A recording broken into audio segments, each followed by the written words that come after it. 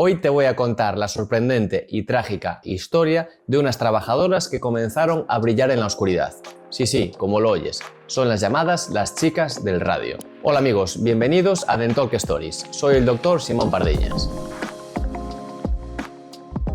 En la década de 1920, las chicas del radio eran jóvenes trabajadoras contratadas para pintar las carátulas de relojes y paneles de instrumentos con pintura luminosa hecha a base de radio. Este material, que brillaba en la oscuridad, era visto como un símbolo de modernidad y tecnología. Pero lo que nadie sabía en ese momento era que el radio, un elemento altamente radiactivo, estaba destruyendo lentamente sus cuerpos.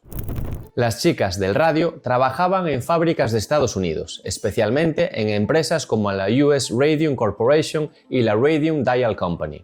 Para afinar los pinceles que usaban, se les instruía que los mojaran con sus labios, lo que significaba que ingerían pequeñas cantidades de radio cada vez que pintaban. Les dijeron que el radio era completamente seguro e incluso beneficioso para la salud. En esa época, el radio era comercializado como un material milagroso que energizaba el cuerpo y que se usaba en productos como tónicos, cremas faciales e incluso pastas de dientes. El radio, un elemento altamente radiactivo, se acumulaba en los huesos de las trabajadoras y causaba estragos en sus cuerpos. A medida que pasaba el tiempo, las consecuencias se hicieron más evidentes y aterradoras.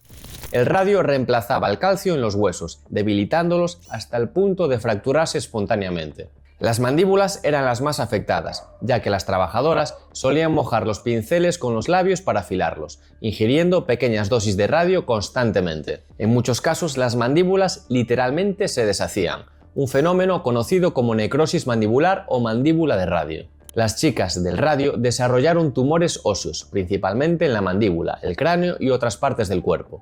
Estos tumores, conocidos como sarcomas óseos, eran extremadamente agresivos y dolorosos, y la mayoría de las trabajadoras afectadas no sobrevivió mucho tiempo después de ser diagnosticadas. El radio también causaba cáncer en tejidos blandos, incluyendo órganos internos. Los pulmones, el estómago y el sistema linfático eran los más afectados, ya que las partículas de radio ingresaban al cuerpo no solo por ingestión, sino también por inhalación.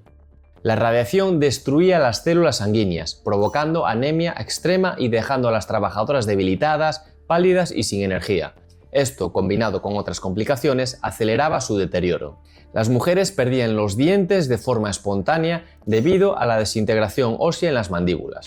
En muchos casos, esto dejaba heridas abiertas e infectadas que nunca cicatrizaban debido a la radiación.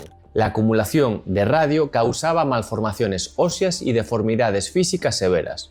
Las trabajadoras sufrían dolores crónicos y en etapas avanzadas quedaban incapacitadas para moverse. Uno de los aspectos más macabros de esta tragedia era que los cuerpos de las chicas del radio literalmente brillaban en la oscuridad debido a la acumulación de radio en sus huesos. Según cuenta la periodista Kate Moore en su libro The Radium Girls, algunas chicas usaban vestidos de noche para ir a su trabajo para que luego brillaran en sus citas. Una de ellas hasta se pintó los dientes para impresionar a su hombre, aseguró Moore.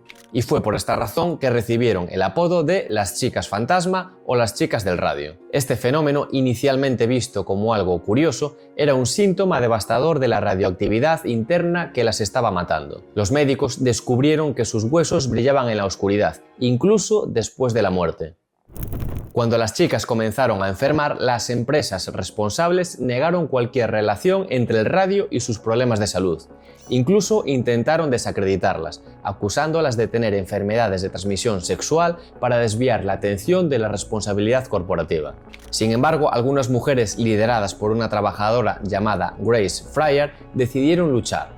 En 1927, 5 de ellas demandaron a la US Radium Corporation en lo que se conoció como el caso Radium Girls. Aunque fue una batalla legal ardua, estas mujeres lograron ganar. Su caso sentó un precedente importante para la protección laboral y llevó a la creación de estándares más estrictos para el manejo de materiales peligrosos. El sacrificio de estas mujeres no fue en vano. Sus muertes impulsaron cambios fundamentales en la seguridad laboral y el manejo de materiales radioactivos. Se establecieron normas para proteger a los trabajadores de sustancias peligrosas. El caso ayudó a entender mejor los efectos dañinos de la radiación, lo que influyó en la investigación médica y científica. El caso también marcó un antes y después en la responsabilidad corporativa frente a los derechos de los trabajadores. Las chicas del radio representan uno de los mayores ejemplos de negligencia industrial y explotación laboral en el siglo XX. Su lucha no solo ayudó a salvar futuras generaciones de trabajadores, sino que también dejó un legado de resistencia y valentía. Hoy sus historias son un recordatorio de que los derechos laborales y la seguridad en el trabajo no son negociables, sino esenciales. Si quieres oír más historias curiosas como esta sobre salud bucodental, no olvides suscribirte al canal y puedes dejar todas tus dudas en los comentarios de los vídeos.